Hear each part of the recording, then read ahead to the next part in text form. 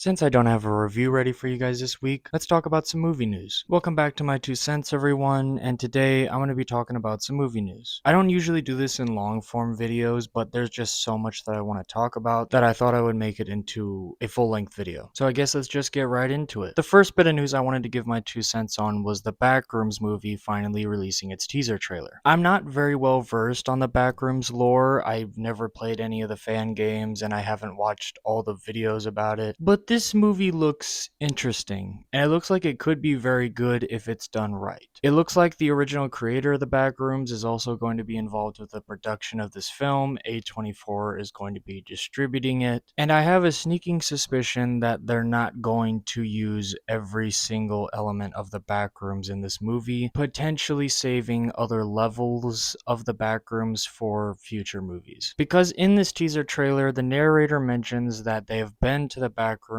and that I guess they found a way out. Which I do know that in the lore that it is almost impossible to get out of the back rooms, so I'm very curious as to who this narrator is and how he got out of the back rooms. Anyways, I think the teaser itself is actually very well done. It's very good at giving you minimal context while also enticing you into the film with the narration of saying the rooms remember, but the more they remember, the less they remember, something like that. I don't remember what he said. More like it remembers them. And the more times it remembers something, the less it does. I would also really like to know if they're going to do this movie in the analog horror style or just use the basic camera equipment you'd use for any other film. I'll probably go check out this movie when it comes out, but I don't really have any expectations. I'm just hoping for a decent movie. A teaser also just dropped for a new Evil Dead movie that's now in production called Evil Dead Wrath, which I don't know why they're announcing this so soon considering Evil Dead Burn isn't out yet, and I don't think we've heard much about that film since it was announced. I still haven't seen all of the Evil Dead films. The only one I've watched is actually the original film, and I plan to watch the other films and potentially a future movie review series, maybe. But the Evil Dead films I've heard a lot of good things about, especially with these last few films with Rise and the remake. So while I basically have no basis to go off of, I am excited to see what they do. It's just a little bit questionable that they're saying that this new Evil Dead film is now in production when they haven't even released the new one. Another horror movie that's actually coming out this weekend is Scream 7, which I will be doing an out of theater reaction of, and I'm expecting to be disappointed. But the one thing that is going to come out of Scream 7 that is also releasing this weekend is the trailer to Scary Movie 6. Now, I have only watched the first Scary Movie, so again, not exactly a fan yet, but there's been a lot of talk around this movie and how it's going to be parodying a lot of the more modern films like Sinners, Longlegs, and I think they were also talking about parodying A Quiet Place. But some controversy has come around the film more recently because there is allegedly going to be a scene where the ghost face killer is going to be doing blackface.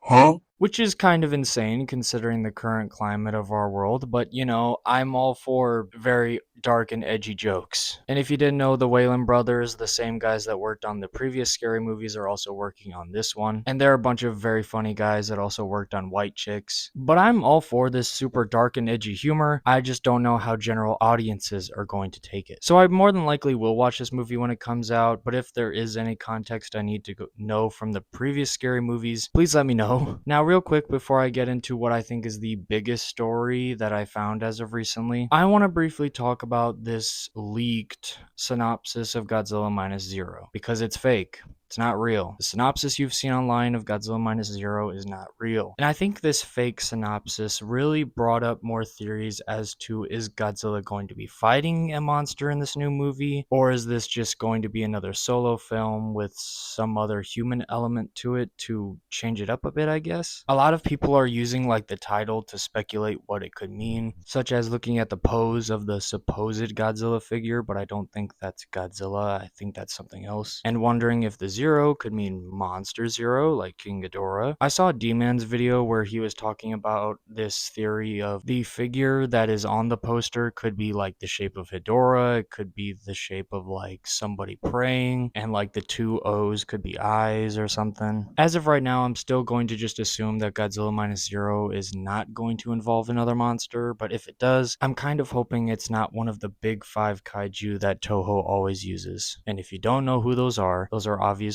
Godzilla, Mothra, Rodan, King Ghidorah, and Mechagodzilla. We already know Mechagodzilla is out because he was used in Godzilla the Ride, and Tamazaki also mentioned that he didn't want to use Mechagodzilla in the -1 universe anyway, so we can immediately get rid of Mechagodzilla. But I really hope that it isn't that case, because I'm gonna be honest, I'm burnt out on these characters. I love them to death, I really do, but I am so sick and tired of almost every more recent Godzilla movie reusing the same exact monsters. And I know it's because they make money, but my god, can we please either reuse a monster that has not been used more recently, or hell, make a new monster? I know that's less likely to make money, but I would like to see Toho make more original monsters again. And I know people are gonna say, well, Tamazaki mentioned that he wanted to use Hedorah. It doesn't mean he's gonna use him, considering his lack of use in a lot of other Toho projects, especially as of recently. I think the last time we saw a version of Hedorah was in Singular Point. But anyways, there's a lot of speculating as to what the title means, and I think that fake synopsis really messed with people a bit, but there's no definitive synopsis yet for -0, and that's all I wanted to say. Now let's talk about the piece of news that I'm sure everyone is so excited to hear about. Sony has just recently announced that they are going to try to reboot the Spider-Man spin-off films.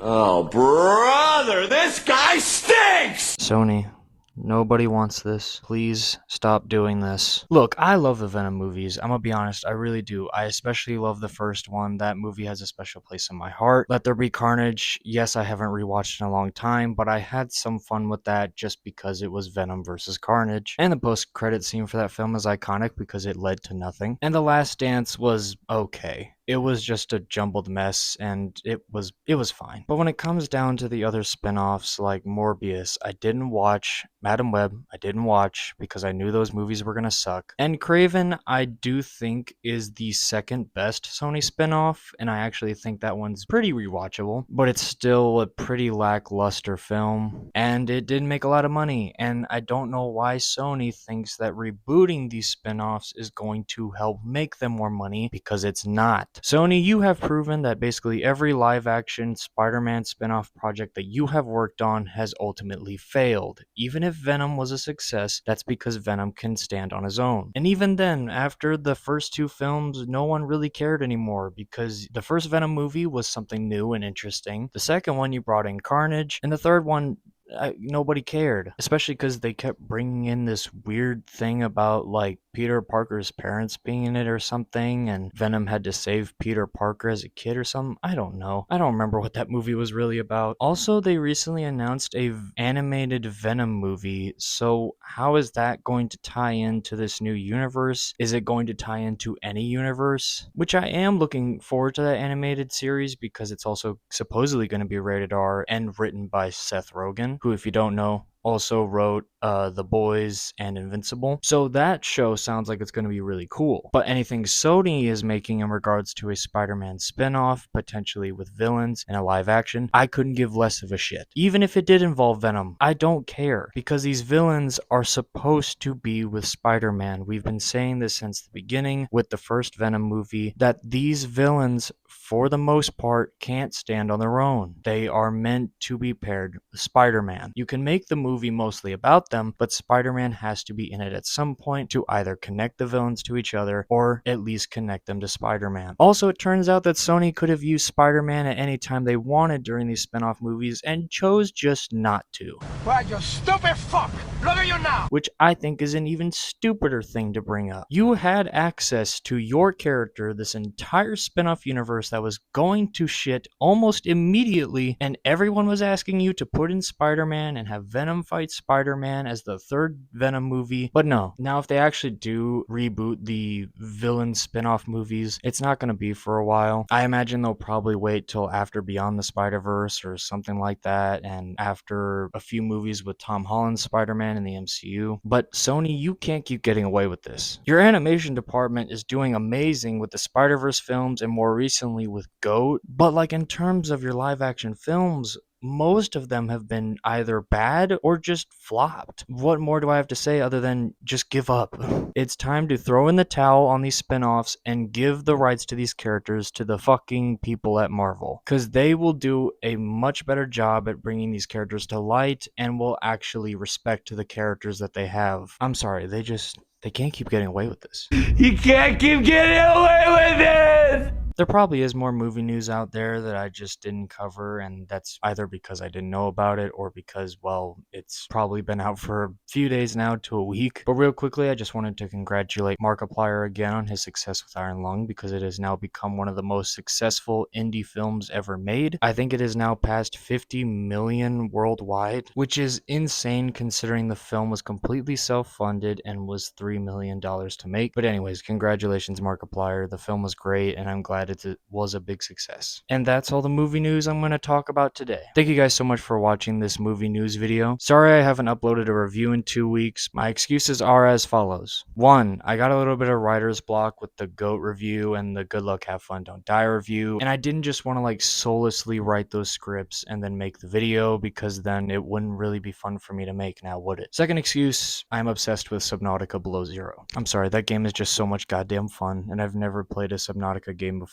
I've also now just kind of realized that I much prefer the recording and editing aspect of the filmmaking and not the script making, because I'm not much of a writer. But I'm never going to go back to just talking straight to the camera with no script, because then these videos will just turn out shit like they were before. Anyways, I'll get the scripts done when I get them done, but I'll more than likely actually do the Scream 7 review first, because I imagine I'll have a lot more to talk about with that film in comparison. Also, I'm going to try to start a Scream review series after 7 comes out, because I absolutely love this franchise and I want to talk more about it. Anyways, thank you to the people that watch this review. Genuinely, I've seen my viewer retention has been going down, so whoever's still here watching, thank you. Be sure to hit the like button and subscribe to my channel with notifications on so you get notified whenever my next review comes out. Also, YouTube has a weird hype thing now, so I guess if you use that near the comment section, it might help boost my video. I don't know. And I'll see you guys in a couple days on my shorts platforms.